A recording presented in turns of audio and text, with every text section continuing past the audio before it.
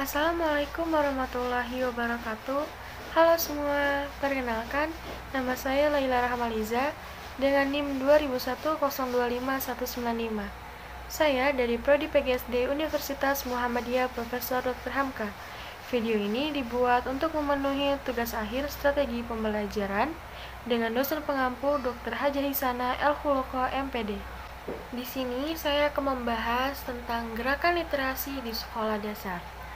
Pengertian literasi sekolah dalam konteks GLS adalah kemampuan mengakses, memahami, dan menggunakan sesuatu secara cerdas melalui berbagai aktivitas antara lain membaca, melihat, menyimak, menulis, dan berbicara.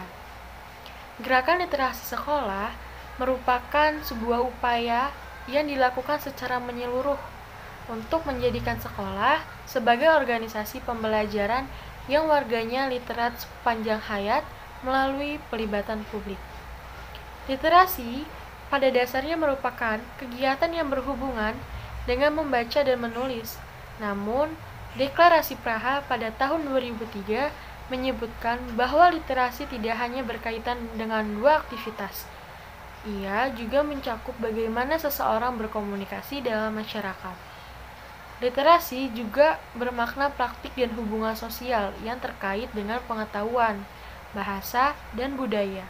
Deklarasi yang difasilitasi oleh UNESCO itu juga menyebutkan bahwa literasi informasi terkait pula dengan kemampuan untuk mengidentifikasi, menentukan, menemukan, mengevaluasi, dan menciptakan secara efektif dan terorganisasi menggunakan dan mengomunikasikan informasi untuk mengatasi berbagai persoalan.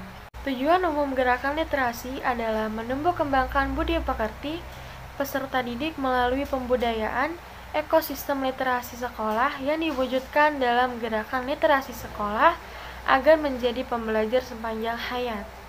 Tujuan khusus GLS di SD ini yang pertama, menumbuh kembangkan budaya literasi di sekolah. Yang kedua, meningkatkan kapasitas literasi warga dan lingkungan sekolah. Yang ketiga, menjadikan sekolah sebagai taman belajar yang menyenangkan agar warga sekolah mampu mengelola pengetahuan. Dan yang terakhir, menjaga keberlanjutan pembelajaran dengan menghadirkan beragam buku, bacaan, dan mewadahi berbagai strategi membaca. Lalu, ada kriteria atau ciri-ciri literasi di sekolah. Yang pertama, menyenangkan dan ramah anak sehingga menumbuhkan semangat warganya dalam belajar. Dan yang kedua, semua warganya menunjukkan empati, peduli, dan menghargai sesama.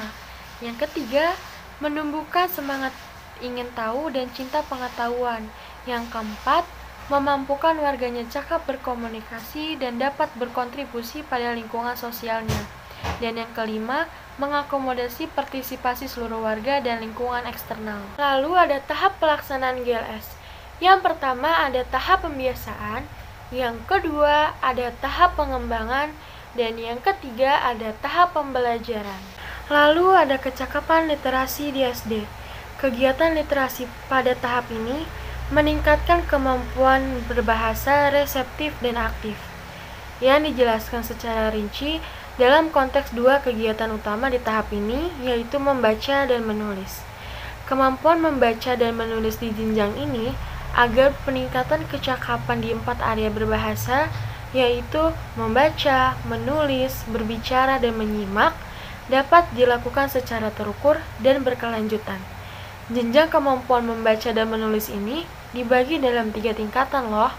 Yang pertama, awal, yang kedua pemula, yang ketiga madya, yang merentang dari SD kelas rendah hingga ke kelas tinggi. Lalu ada juga proses kegiatan pada tahap pembelajaran ini. Kegiatan yang dilakukan di tahap pembelajaran ini, yang pertama, guru harus mencari metode pengajaran yang efektif dalam mengembangkan kemampuan literasi peserta didik.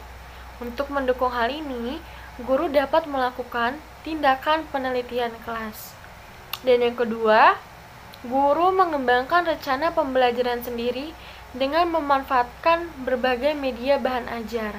Dan yang ketiga, guru melaksanakan pembelajaran dengan memaksimalkan pemanfaatan sarana dan prasarana literasi untuk memfasilitasi pembelajaran.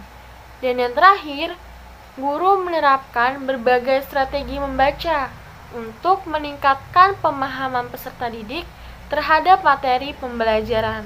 Prinsip kegiatan pada tahap pembelajaran. Yang pertama, kegiatan membaca disesuaikan dengan kemampuan literasi. Dan yang kedua, kegiatan membaca bervariasi dengan memberikan porsi yang seimbang untuk kegiatan membaca menyaring.